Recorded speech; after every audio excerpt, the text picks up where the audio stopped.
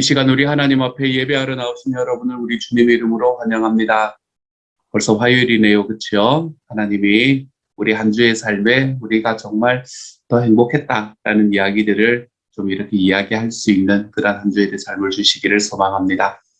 사랑하는 하나님, 우리가 주님 앞에 들어올 때 나갈 때 우리의 삶을 인도해 가 주시고 우리의 삶을 붙잡아 주시니 감사합니다.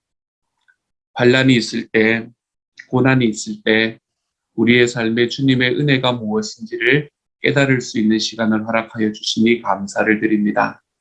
사랑하는 주님, 우리가 이 땅을 살아가며 내 삶에 일어나는 모든 삶의 순간순간마다 우리 하나님의 살아계심을 기억할 수 있는 시간이 될 수 있도록 주님 도와주시고, 하나님께서 나와 어떻게 일하시는가, 주님께서 내가 어떻게 사람들과 함께 일하기를 원하시는가, 이러한 것들을 분별할 수 있는 지혜를 하나님께서 저희에게 허락하여 주옵소서. 감사를 드리며 모든 말씀을 우리 주님 예수님 이름으로 기도드립니다. 아멘. 이 시간 우리 하나님께서 우리에게 주시는 말씀을 함께 나눕니다.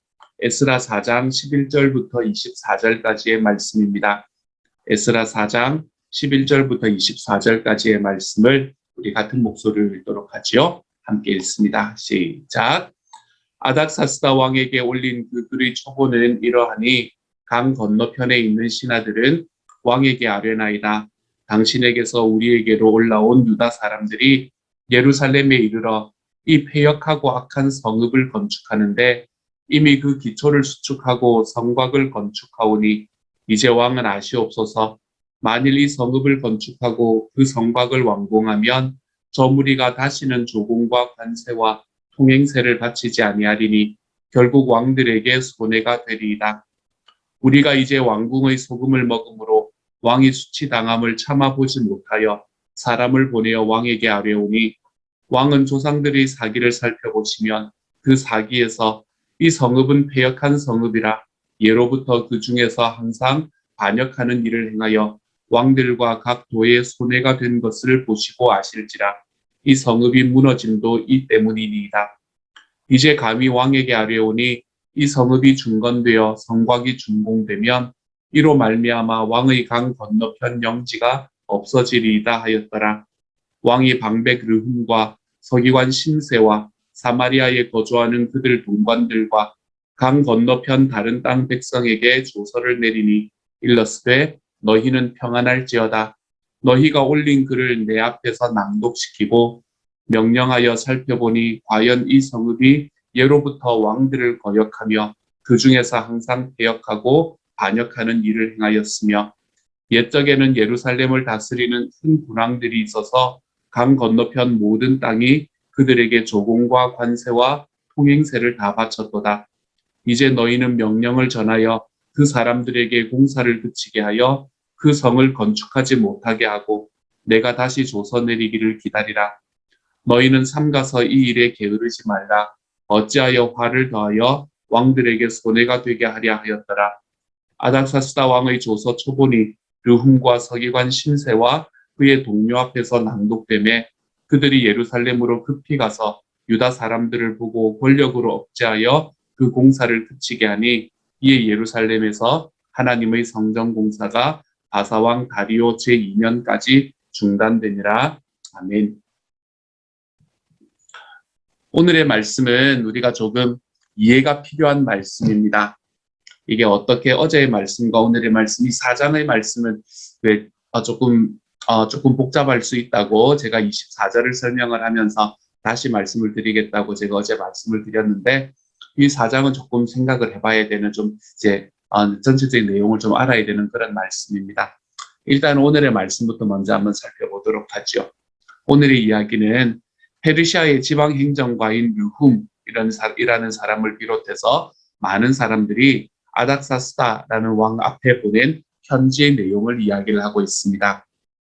그들은 뭐라고 이야기하나 하면, 이 유프라테스 강 건너편 서쪽 지역에 있는 임금님의 종들이 이 아닥사스다 임금님께 편지를 올립니다 라고 이야기하면서 이제 뭐라고 이야기를 시작하나 하면, 임금님께서 다스리시는 여러 지방에 흩어져 살던 유다 사람들이 우리가 살고 있는 예루살렘으로 왔습니다. 그런데 그들은 범죄와 반역을 일삼던 악한 성읍인 예루살렘을 다시 세우고 있습니다. 그 기초를 다시 세우고 성벽들까지 완성했습니다. 그런데 임금님께서 아셔야 될 것은 만약 이곳에 예루살렘이 재건되고 성벽들이 완성되면 그들은 더 이상 세금과 조공과 통행세를 바치지 않을 겁니다. 그러면 틀림없이 왕실 예산에 큰 손해를 입게 될 겁니다. 나라에서 녹을 받는 우리로서는 임금님께서 수치당하시는 일을 참아볼 수 없기 때문에 이렇게 상소를 올려 임금님께 아뢰입니다. 조상들이 남겨놓으신 기록을 한번 살펴보십시오. 그걸 살펴보시면 이 성읍이 선대 임금님들과 여러 지방에 손해를 끼쳤고 반역을 일으키던 곳이라는 것을 알게 될 겁니다. 옛날부터 이 성읍에는 반란이 자주 일어났고 이 성이 멸망한 것도 바로 그 이유 때문이었지요. 그래서 만약에 이 성읍이 재건되고 성벽 쌓는 일이 완성되면 강 건너편 서쪽의 영토를 잃게 되신다는 것을 임금님께 알려드립니다. 이렇게 편지를 씁니다. 그랬더니 그것에 대해서 아닥사스다 왕이 어떻게 응답을 하는가 답신을 보내는데요. 이렇게 보냅니다. 사령관 르훔과 서기관 심세와 사마리아와 유프라테스 강 건너편 서쪽에 사는 병들의 동료들에게 평안을 빌면서 조서를 내린다.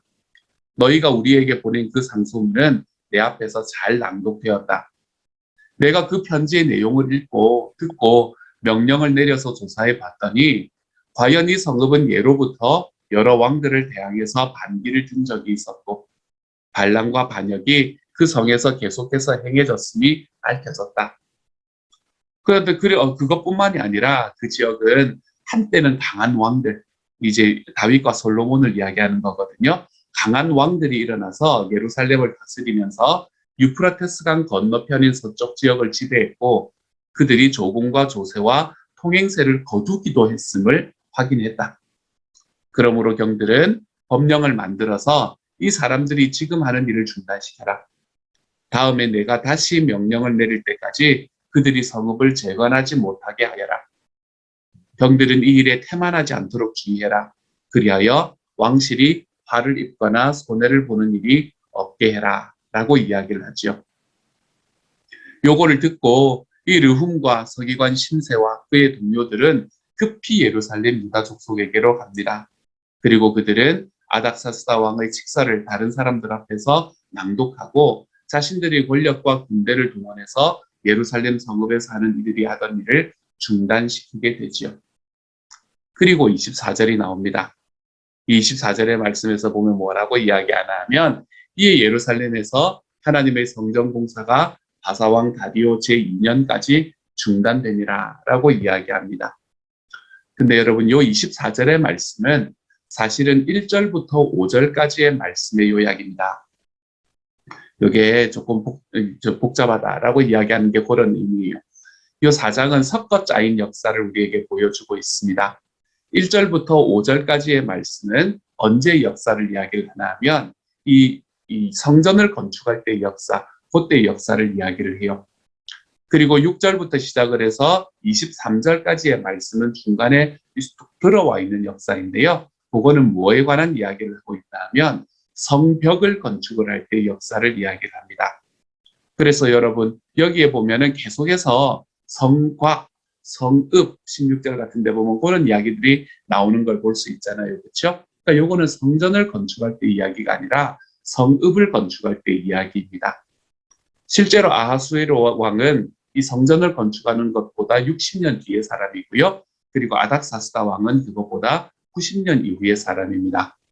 그렇기 때문에 아까 우리가 읽었던 24절의 말씀, 그래서 예루살렘에 있는 하나님의 성전 공사는 페르시아 왕 다리우스 2년에 이르기까지 중단되었다라고 이야기하는 이 이야기는 사실은 우리가 어제 읽었던 5절의 말씀과 연결되는 5절의 말씀의 결과를 이야기를 하는 거죠.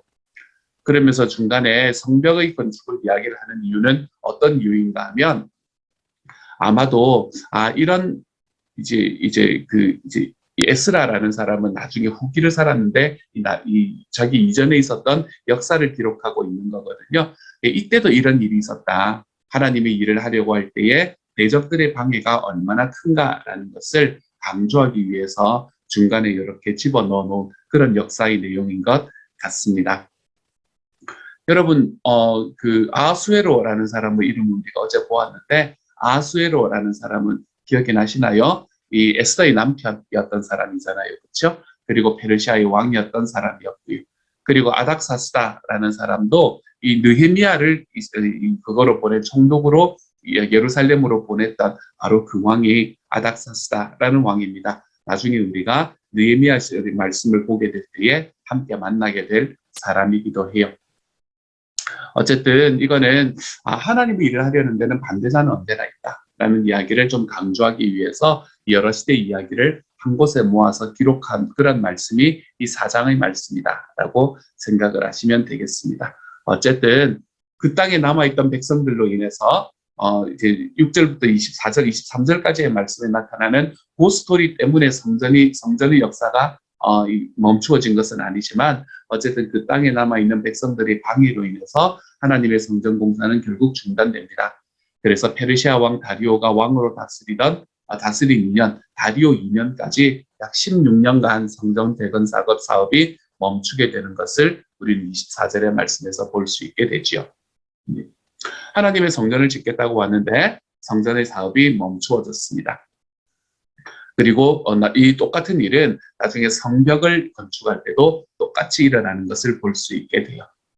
우리가 이것을 바라보면서 우리가 배울 수 있는 묵상거리들은 어떠한 것들이 있을까요? 첫 번째로는 우리는 왜곡된 진실로 이득을 취하지 않아야 한다라는 것을 좀 기억해야 합니다. 오늘의 말씀을 보면 르훔과 그와 함께 사는 사람들이 아닥사스다 왕에게 편지를 보낸 내용을 우리가 읽었잖아요. 그렇죠? 근데 이 편지에는 예루살렘에 행해지고 있던 성전 재건과 성벽 공사의 목적이 마치 반역을 일으키기 위한 것처럼 묘사되어 있습니다. 이들은 이 편지에 대한 신뢰를 높이기 위해서 자기들은 왕궁의 녹을 먹고 있고 이들의 반역 행위를 차마 눈 뜨고 지켜볼 수 없었다. 이렇게 이야기하는 것을 우리가 읽었었잖아요. 이들의 말에는 최소한 두 가지 면에서 진실이 왜곡되어 있는 것을 봅니다. 첫 번째로 자신의 이득을 위해서 성전을 재건하고 성벽을 재건하는 사람들이라고 불리한 방향으로 몰았다라는 게 첫 번째 잘못된 진실이고요. 두 번째로 자신의 정치적인 속셈을 감추고 왕에게 충성스러운 신하인 것처럼 행세하는 그런 모습이 두 번째로 감춰진 진실이 되는 거죠. 진실을 왜곡시키면서도 자기의 이익을 추구하려는 것. 우리가 보통 요즘에는 이런 것들을 뭐라고 이야기하나 하면 프레임 전쟁이다라고 이야기를 합니다. 어떤 프레임을 가지고 이야기를 하는 것이 나에게 이익이 되는가. 프레임 전쟁을 시작하면 그 안에는 진실이 가려지기 마련입니다. 상대방을 자신이 만든 틀에 가두어서 자신이 원하는 것을 얻기 위한 전략, 이런 게 프레임 전쟁이라고 이야기하죠. 상황을 자신에게 유리한 쪽으로 몰고 가기 위해서 진실을 왜곡하는 것. 상대를 나의 틀에 맞추어서 이 틀대로 관찰시키기 위해서 내가 무언가를 행해 나가는 것. 여러분, 우리가 이런 일들을 좀 행하지 않아야 하겠습니다. 하나님께서는 이렇게 자신에게 유리한 쪽으로 상황을 몰고 가기 위해서 진실을 왜곡하는 사람들을 모두 다 대적이다라고 부르셨습니다. 손해를 보더라도 좀 진실을 말하면서 살아가십시다, 여러분. 내가 이익을 위해서 뭔가 프레임을 바꾸는 그런 삶을 살아가지 마십시다.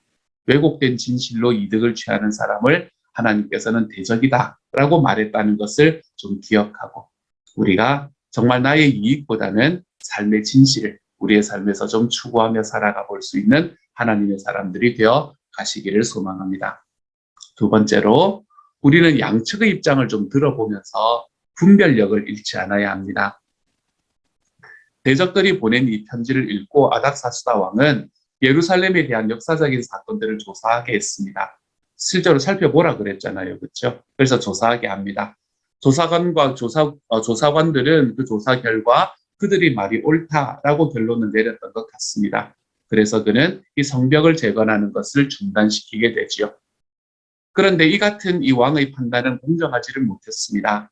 대적들이 말했던 사건들이 예루살렘에 있었던 것은 사실이지만 이 성벽 제거는 포로에서 귀환한 백성들 스스로 시행한 것이 아니라 페르시아 제국을 세웠던 이 고레스 왕의 칙령으로 인해서 시작이 된 것이었고, 그리고 또한 이 아닥사스다 왕이라는 사람 자기가 실제로 그 성벽을 건축하라라고 이야기해서 시작된 일이었습니다. 이 모든 것은 역사에 다 기록되어 있었는데 아닥사스다 왕은 대적들이 말한 내용에 따라서 판결을 내리는 거예요. 이러한 역사도 있고 저러한 역사도 있고 이러한 이야기도 있고 저런 이야기도 있는데 누구 한 사람의 이야기만 들으면서 판단을 내리게 되는 거예요. 만약 이 아닥사스다 왕이 성벽을 재건하는 사람들이 입장을 들었다면 나중에 성벽 재건도 중간에 방해를 받아서 좀 멈추게 되거든요. 그 성벽 재건 사업은 중단되지 않았을 겁니다. 예루살렘의 이전 역사 기록보다 고레스 왕의 칙령이 가장 우선되기 때문이지요. 에스더서에 기록된 것처럼 이 페르시아에는 한 번 내려진 법은 바꿀 수가 없었거든요. 그런데 이 아닥사스다 왕은 한쪽의 이야기만 들으면서 지금 잘못된 결정을 내리고 있는 거예요. 이 왕뿐만이 아니지요. 우리의 삶도 똑같은 일이 일어나지 않습니까? 그렇죠? 일상생활을 하다 보면 누군가의 이야기를 듣고 판단을 내릴 때가 있습니다. 이때 그 당사자의 말에도 귀를 좀 기울이고 있는지를 한번 살펴보시기를 바랍니다. 아니면 한쪽 말만 듣고 결론을 내리고 있는 것은 아닌가? 혹시 한쪽 말만 듣고 누군가를 불신하고 있지는 않을까? 우리가 특별히 관계의 문제에 있어서 양쪽의 이야기를 다 듣는다라는 것은 너무너무 중요한 일입니다. 양측의 입장과 주장 모두를 살피지 않으면 우리는 분별력을 잃게 됩니다. 그러므로 한쪽의 이야기만 듣지 말고 다른 쪽의 이야기도 좀 헤아려 볼 줄 아는 사람이 되어 가십시다. 그래서 함부로 판단하는 것이 아니라 너는 누구 관대 내 이웃을 판단하느냐라는 주님의 말씀을 좀 분명하게 깨닫고 우리의 삶 속에서 양쪽에 있는 이야기들을 모두 들음으로 하나님 앞에서 좀 공정한 판단을 내릴 수 있는 그러한 삶의 과정들을 오늘 하루 좀 걸어가 볼 수 있으면 좋겠습니다. 이때, 그때 우리의 삶에서 분별력이라는 것이 생겨날 수 있게 될 겁니다. 마지막으로 세 번째로 박수가 없어도 낙심하지 말고 말씀에 순종하며 우리 삶의 성전을 좀 지어가십시다. 여러분, 이스라엘 백성들이 하나님의 성전을 건축한다 또는 하나님의 성벽을 건축한다 이런 이야기를 할 때 그들은 하나님께서 하신 말씀에 순종하는 길을 걸어갔던 거잖아요. 처음에도 말씀드렸던 것처럼 이 바벨론의 땅에 있던 페르시아라는 곳에 있던 그 자기들의 안락한 삶들을 다 포기하면서까지 지금 이곳으로 자기 고국에 넘어와서 하나님의 말씀을 좀 순종하는 삶을 살아가기 위해 노력하는 거잖아요. 근데 성전을 건축할 때 이 대적들의 그게 방해가 있었습니다. 그래서 어쨌든 16년 동안이나 성전 건축이 중간에 멈추게 되지요. 이것들을 바라보면 우리가 하나님의 말씀에 따라 순종한다고 해서 사람들이 무조건 다 지지를 해주지도 않고 하나님의 뜻을 행한다고 해서 사람들이 언제나 박수를 쳐주지 않는다라는 것을 우리가 좀 기억할 필요가 있습니다. 성경은 우리의 몸, 우리의 전 인격이 성전이다라고 이야기를 하지요. 우리가 무너진 내 삶의 성전을 새롭게 세우고 하나님을 바르게 섬기려고 하잖아요. 그렇죠? 내 삶을 쳐서 복종시키면서 이제는 주님의 말씀에 좀 더 합당하게 살아가기 위해 순종의 길로 걸어가 보려고 하잖아요. 그러면 주변 사람들이 어쩌면 우리를 지지해 주지도 않고 너 왜 그러냐라는 이야기를 한다거나 야 평소대로 해 뭐 이런 이야기를 한다. 지지해 주지도 않고 박수를 쳐주지도 않을 수도 있습니다. 뭐 그렇게까지 하냐 뭐 이런 이야기들이 들려올 수도 있어요. 그럴 때에 낙심하지 말고 하나님께 우리 삶의 주파수를 맞추면서 좀 나아가십시다. 총독 스룹바벨과 대제사장 예수아를 비롯한 성전을 다시 건축하려는 사람들은 과거의 우상 숭배에 머물러 진리를 향해서 떠나지 못했던 삶을 하나님 앞에 회개하면서 하나님의 말씀에 순종하고 하나님을 섬기는 생명의 길로 떠나려는 사람들이라고 할 수 있습니다. 반면에 이 방백 르훔과 서기관 심세를 비롯해서 성전 건축을 방해하려는 사람들, 이 사람들은 목전의 이익에 눈이 멀어서 순리를 거스르고 인생을 도박처럼 낭탕진하고 있는 사람들인 것이지요. 그때로부터 지금까지 약 2500년이 지났습니다. 지난 2500년 동안 그리고 앞으로 주님 오실 때까지 스룹바벨과 예수아를 비롯한 성전을 지으려고 했던 사람들은 그리스도인으로부터 하나님의 말씀에 순종했던 순리의 사람이다라는 평가를 받을 겁니다. 그리고 르훔과 심세를 비롯한 성전 건축을 반대한 사람들은 하나님의 말씀에 불순종한 영리의 사람이다라고 기록될 것이에요. 그리고 앞으로도 그렇게 기억될 것입니다.